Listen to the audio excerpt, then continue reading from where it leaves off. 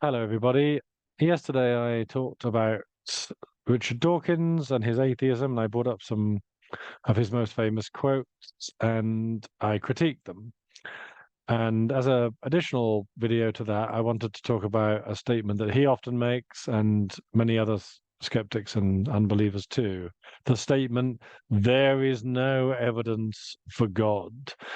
And what I hope to show in this hopefully brief video is that it's not a statement that you should ever make. It's not a statement that anybody should make or can make reasonably, because it's not really a statement that's very well thought through. So there is no evidence for God. Now, before I break down there's no evidence for God, let's just consider briefly the statement in relation to something less complex. So it's not a statement I would advise us to use that often, because it's too declamatory. I think it's better to think about evidence more carefully and break down what it is you're trying to define, and also what it actually means for something to be evidential or not. So you could perhaps get away with it. Let's say you said, I don't know, that there is no evidence for a coastline in the country of Austria in Europe. So that would be something that would make sense, because Austria is a landlocked country. It's bordered by Germany and Hungary, the Czech Republic, Slovenia, I think, and a couple of others. We all know what we mean by a coastline. We know what we mean by Austria, and anybody who has ever studied a map or been to Austria would know, at least in potential, that there is no coastline in Austria. So saying there is no evidence for a coastline in Austria it's okay, you can get away with that. But when you say something like there's no evidence for God, you're not saying that nobody has ever thought that there isn't evidence for God, because clearly that's not true. You are saying nobody has ever thought there's evidence for a coastline in Austria when you say that. But clearly a lot of people do think there's evidence for God. And what is brought to bear on this topic is then, well, how do we define evidence? What do we mean by evidence? And why do they think that there is evidence for God, and the person who's saying there is no evidence for God doesn't? So that's the charge, really. There is no evidence for God. Well, what do you mean by no evidence? By whose standard? By your standard? What makes you think your standard is a competent enough metric in this question? What you're really saying is that you found no evidence.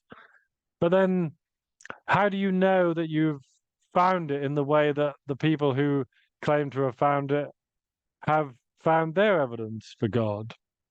So on that basis alone, it's not a very sensible thing to say there is no evidence for God. It makes you look a bit incompetent, but it also makes you look like you're not properly engaging with the subject. So, and you might say, well, let's be fair, maybe they just mean something like there is insufficient evidence for God rather than no evidence. Let's say they just mean, well, I've looked at evidence generally and I find that there is insufficient evidence to believe in God. And of course, when I say God, I always mean in my videos the Christian God. I'm quite happy to concede that the other religions are false and that Christianity is the only true one. So I'm always talking about the Christian God here. So again, the same question. So let's say someone says there is insufficient evidence for the Christian God. Well, what do you mean insufficient evidence? Again, by whose standards are you trying to measure this? What makes you think your standard of what you'd call sufficiency, sufficient evidence, is a competent enough metric? Do you understand the Christian faith well enough to be saying there is insufficient evidence for God? So you have to throw the question back at the person saying it. So, to look at the context properly, if you consider, let's say that Mary says, I am tall, and I think I've used this in my book before, in the chapter on evidence. So Mary says, I am tall. Again, she's made a fairly meaningless statement, because her tallness needs a context in which to be given a value metric. And also, there is no falsifiable claim being made here. How are we to say if she's right or wrong? You know, in a room full of giants, we can say she's probably not tall by comparison, whereas in a room full of dwarfs, she probably is tall. Being tall and height is a relative thing. Simply saying I am tall is meaningless without context, and that's rather like what the claim about evidence for God is like, and without context. Saying there is insufficient evidence for God is as meaningless as Mary saying I am tall. They're both statements alone without a value metric with which to make the assessment. But who chooses how the value metric is brought in, and who chooses how the context is added, you know? So there is insufficient evidence for God. It's not a valid objection against God's existence because it only qualifies as being as vague and as unfalsifiable as Mary's I am tall statement. If someone wants to tell me there is insufficient evidence for God, they must at least say what would falsify that statement and how sufficient evidence for God would give its appearance. How could we verify that claim that there is insufficient evidence for God? You know, the first problem is with the term insufficient, as I've said. Sufficiency and insufficiency are they're proprietary, subjective terms. They're personal to how one views the world. They're personal to one's own experiential methods of analyzing data and one's experiences as a whole.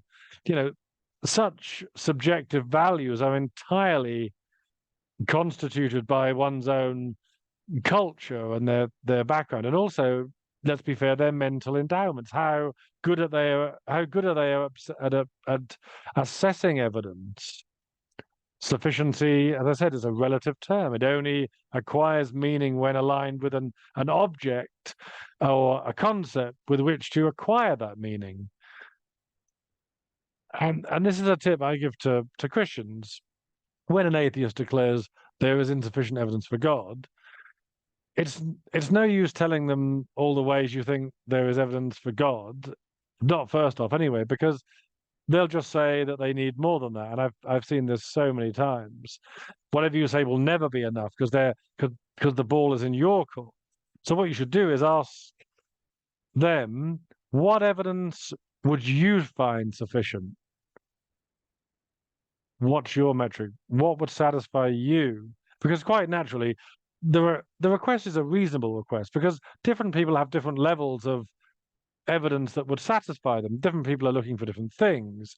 You know, we all have different conceptions of what we would find sufficient in any given scenario. So it's only right that the atheist making the claim should be the one stating what sort of evidence would be satisfactory for them. And you might not be surprised to find that when you ask an atheist to say what would be the quality of evidence that they would find sufficient, they usually won't have anything to offer. They might say something like, I don't know, I'd like evidence that is verifiable. But in doing this, they're simply opening up a further set of questions that are beset with the same problems as before. What do you mean by verifiable? How do we verify it? Does God want us to verify him in the same way that you want it verified or another skeptic wants it verified?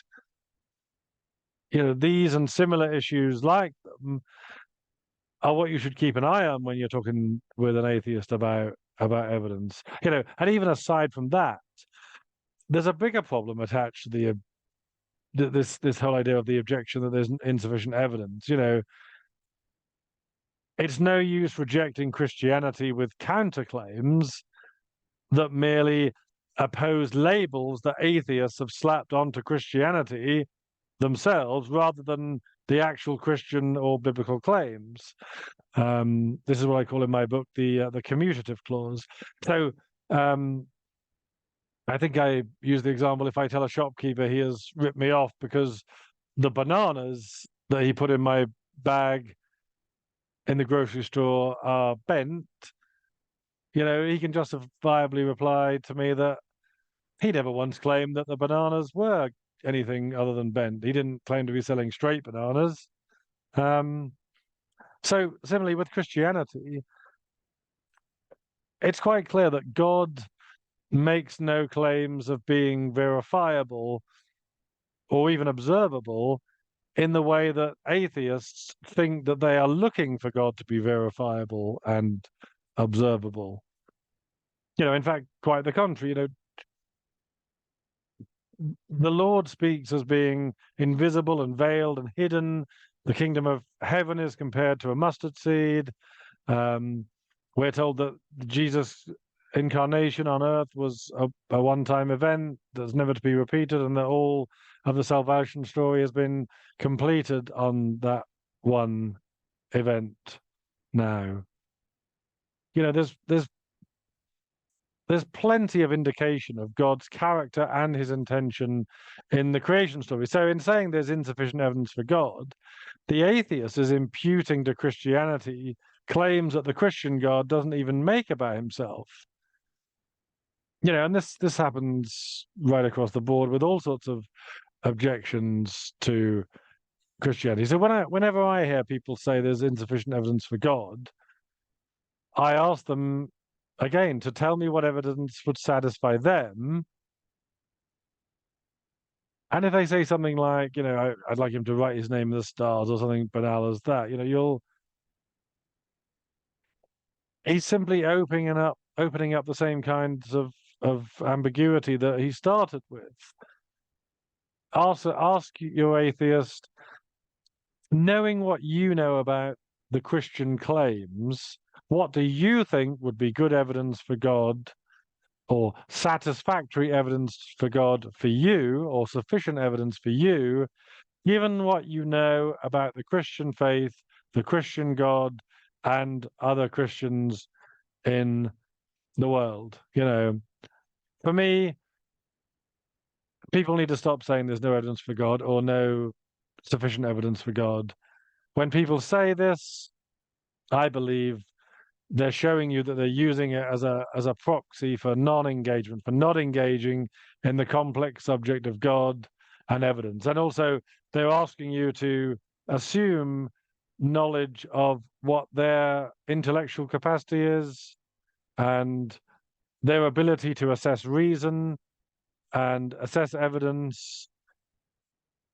There is no reason to believe in God. There is no evidence for God. There is insufficient evidence for God. Meaningless statements uttered only by people who don't want to engage or don't understand what they're talking about. If you're the sort of person who's been tempted to say that there's no evidence for God, I think if you ask yourself and examine yourself deep within your heart, I think you'll know exactly the inadequacy with which you've uttered that. I don't think people say there's no evidence for God and really believe that they're engaging and giving the subject enough of its due gravitas and complexity. You'll know you've not really thought deeply about taking evidence for God on his terms, or about what good evidence for God might look like, or why any half-hearted attempt to think about evidence in that way has almost no intellectual content at all. I think, if you're being honest, you'll know the ease with which you've uttered the words evidence in there is no evidence for God. It's just a clumsy and half-baked attempt to avoid proper engagement. So I hope that's been helpful. Be wary when you see people say there's no evidence for God, or there isn't enough evidence for God, or something like that. It's not a good enough thing to say under any condition. It needs a lot more input, thought, and evaluation. Thank you for listening. And please see in the description, I'll put a link to the Richard Dawkins video I did. And by the time this comes out, I might have done the Christopher Hitchens one. I'll put that there too. If not, check out my Christopher Hitchens critique, and also check out my blog down below, the Philosophical Muser also in the description. And thank you for watching and listening, and thank you also for subscribing if you have, and if you haven't, please do subscribe, because the more subscriptions I can get, the more I can do in the future, and the better this channel will be. So thank you, and see you in the next video.